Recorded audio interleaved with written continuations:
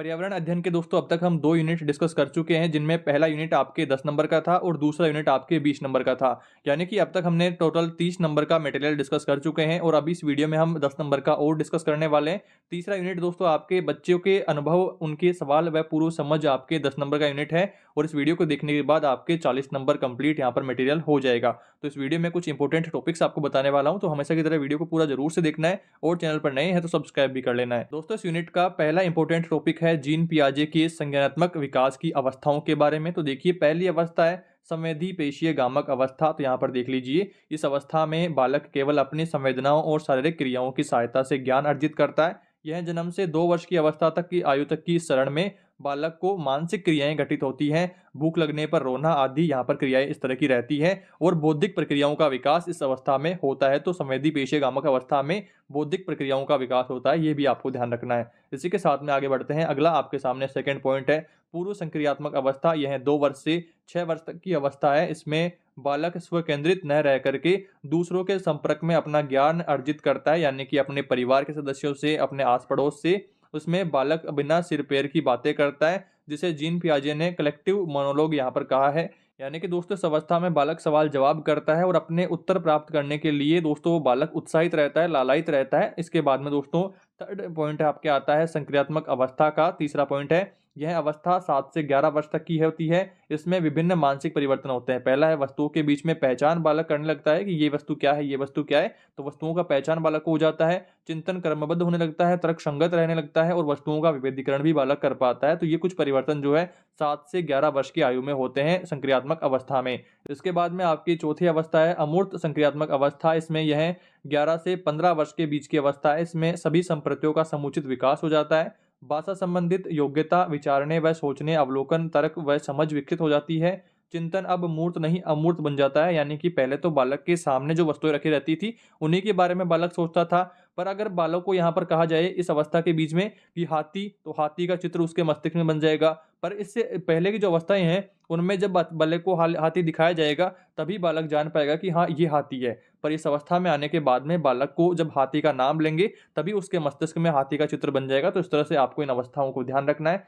इसके बाद में दोस्तों अगला टॉपिक आता है बच्चों के सवालों का बहुत अधिक महत्व क्यों रहता है। देखिए बच्चे दोस्तों काफी सवाल जवाब करते रहते हैं और उनके अपने सवालों का जवाब प्राप्त करने के लिए उत्साहित रहते हैं, लालायित रहते हैं। जब तक सवाल का जवाब नहीं देते हैं तो वो बार बार पूछते रहते हैं। तो उनका महत्व क्यों रहता है, उनके विकास में किस प्रकार से सहायक रहता है, आइए उसके बारे में जानते हैं। तो देखिए सवाल पूछना बच्चों का एक नैसर्गिक गुण है। बच्चे लगभग 2.5-3 साल की उम्र से ही अपने आसपास की चीजों के बारे में ढेरों सवाल पूछना शुरू कर देते हैं। वह क्या है, वह ऐसा क्यों है, यह कैसे हुआ, उसके मन में तो जैसे प्रश्नों की बाढ़ ही लगी हुई रहती है। जिज्ञासा या कौतूहल सीखने की प्रक्रिया का एक अत्यंत महत्वपूर्ण जरिया है। जब बच्चे सवाल पूछते हैं तो वे दरअसल अपने सीखने की प्रक्रिया में सक्रिय भागीदारी कर रहे होते हैं। वे अपने आसपास की दुनिया के बारे में, उसके चाल चलन और कामकाज के बारे में जानकारी बटोर रहे होते हैं। इस तरह से वे अपना ज्ञान खुद निर्मित कर रहे होते हैं। सवाल पूछकर वे अपने मस्तिष्क के विकास के लिए जरूरी सोचने की क्षमता को भी पनपा रहे होते हैं।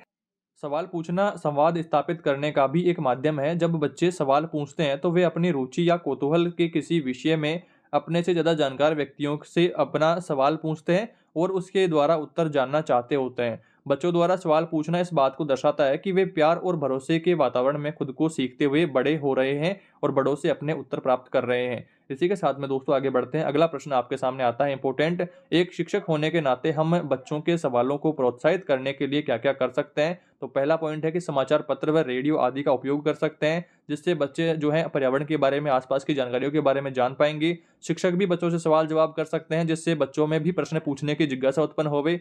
और तीसरा है क्यों और कैसे प्रश्नों को बढ़ावा देने वाली गतिविधियां भी हम बच्चों के साथ में कर सकते हैं, जिससे बच्चों के मन में प्रश्न पूछने के लिए और उत्तर जानने की जिज्ञासा का उत्पन्न होना होवे। इसके बाद में अगला पॉइंट आता है J.S. ब्रूनर के शिक्षण सिद्धांत की विशेषताएं आपको बतानी है, इंपॉर्टेंट है, ये भी आपको ध्यान रखना है। इसमें देखिए पहला पॉइंट आता है अधिगम की पूर्वानुकूलता। तो इसके अनुसार बालक का संदर्भ उस झुकाव से है जिसे वह स्कूल में प्रवेश करते समय रखता है।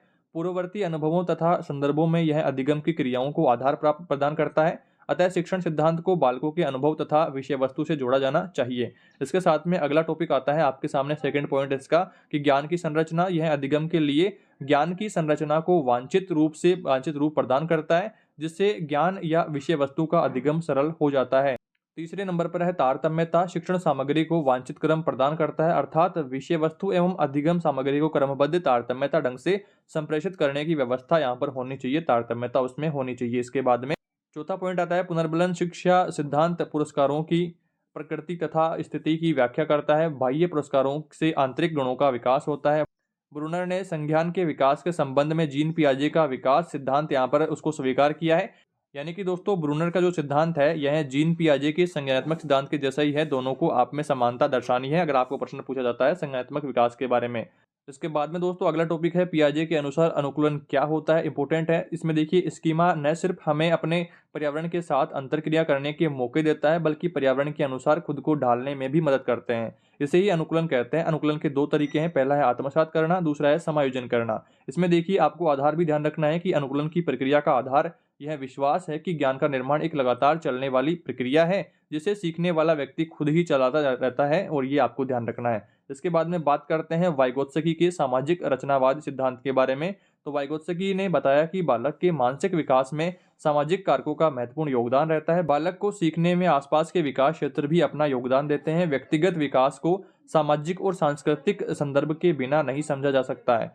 पहला चरण है इसका कि कार्य करने में किसी और ज्यादा जानकार व्यक्ति से मदद बालक को मिलती है, और दूसरा चरण है कि कार्य करने के लिए बालक खुद की मदद करता रहता है। तो ये कुछ पॉइंट्स आपको यहाँ पर ध्यान रखना है। इसके बाद में दोस्तों अगला टॉपिक हमारे सामने आता है रचनावादी सिद्धांत के बारे में भी आपको कुछ टॉपिक्स याद रखने हैं। ये भी दोस्तों आपके लिए इंपॉर्टेंट है, निबंधात्मक प्रश्न आपका ये आ सकता है। इसमें देखिए रचनावाद वह शब्द है जो दशकों से मनोवैज्ञानिकों द्वारा इस्तेमाल किया जाता रहा है और भारत में एक दो दशकों में यह प्रचलन में भी आया है। इसे रचनात्मकतावाद, निर्माणवाद और निर्मितिवाद के नामों से भी जाना जाता है। मस्तिष्क में कुछ भी ठीक वैसे दर्ज नहीं होता है जैसे उसे अनुभव किया जाता हो। हम क्या करते हैं, किसी भी बात के बारे में, किसी चीज के बारे में जब सोचते हैं तो उसके आगे पीछे अपनी ही कुछ बातें जोड़ लेते हैं और एक अलग ही दोस्तों बात तैयार कर लेते हैं। यह तथ्य हमारी पांचों इंद्रियों से प्राप्त अनुभवों के विषय में सच है। जब दो लोग एक ही बात को सुने या देखें, उन्होंने जो कुछ भी देखा है, सुना है या उसकी स्मृति में निश्चित रूप से भिन्न रहता है। आप अलग ही सोचते हैं, मेरी सोच अलग रहती है, सबकी सोच दोस्तों अपने अपने अकॉर्डिंग रहती है, अलग अलग रहती है। हमारे शोध तथा स्मृतियों में अंतर इसलिए उत्पन्न होता है क्योंकि हम जो कुछ अनुभव करते हैं उसकी व्याख्या भी करते हैं, और व्याख्या जो होती है हमेशा हम अपने हिसाब से करते हैं। हमारा जो पहला पूर्वानुभव है उसके अनुसार करते हैं, हमारे पहले मौजूद ज्ञान के आलोक में ही की जाती है। इस प्रकार से अनुभवों की हमारी व्याख्या में नया ज्ञान बनता है। इसके बाद में देखिए इस प्रकार से रचनावादी सिद्धांतों के अनुसार यह माना जाता है कि ज्ञान देने वाली या सिखाई जाने वाली चीज नहीं होती है, यह तो सीखने वाले अपने अनुभवों और दूसरों के साथ में होने वाले परस्पर क्रियाओं के जरिए हम सीखते जाते हैं और हम ज्ञान अर्जित करते जाते हैं। इसके बाद में देखिए हम सभी अपने पूर्व अनुभवों और ज्ञान के आलोक में नई बातें सीखते हैं और अपने अनुभव और ज्ञान एक दूसरे में बांटते भी हैं। इसलिए गतिविधियां करते हुए और उससे होने वाले अनुभवों पर आपस में तथा किसी बड़े अभिभावक या शिक्षक के साथ में बातचीत करना किसी अवधारणा के बारे में अपने समझ बनाने के लिए महत्वपूर्ण रहता है। मोटे तौर पर यही सीखने का रचनावादी नजरिया है, ये भी आपको दोस्तों यहाँ पर ध्यान रखना है। इसके बाद में बात करते हैं अगला एक प्रश्न आपके यहाँ पर दोस्तों ये भी ध्यान रखना है कि बच्चों के सवालों को प्रोत्साहित करने के लिए समाचार, रेडियो आदि किस प्रकार से उपयोगी है। जैसा कि मैंने आपको भी पहले बताया था, तो आपको अगर ये लाइन पूछता है तो आपको क्या आंसर डालना है। तो इसमें देखिए बच्चों के सवालों को प्रोत्साहन देने के लिए जरूरी है कि उन्हें अपने आसपास के समूचे पर्यावरण के बारे में जानकारी मिलती रहनी चाहिए। यह जानकारी समाचार, रेडियो आदि के द्वारा आसानी से उपलब्ध हो जाती है। नई नई जानकारियों से उन्हें सोचने के मौके मिलते हैं, नई बातों का सामना करने के मौके मिलते हैं, जिससे उनके मन में नए नए सवाल पनपते हैं। तो इस तरह से दोस्तों आपको थर्ड यूनिट में इन टॉपिक्स को जरूर से याद करना है, और अगर आपने इनके अलावा कुछ टॉपिक्स और याद कर रखे हैं तो आपके लिए यहाँ पर दोस्तों प्लस पॉइंट रहेगा। पर कम से कम दोस्तों जिनको अभी कुछ भी नहीं आता है तो इन टॉपिक्स को दोस्तों एक बार आपको जरूर से क्लियर करके जाना है। इस वीडियो में दोस्तों इतना ही, जल्दी मिलते हैं अगले यूनिट के साथ। Thanks for watching this video.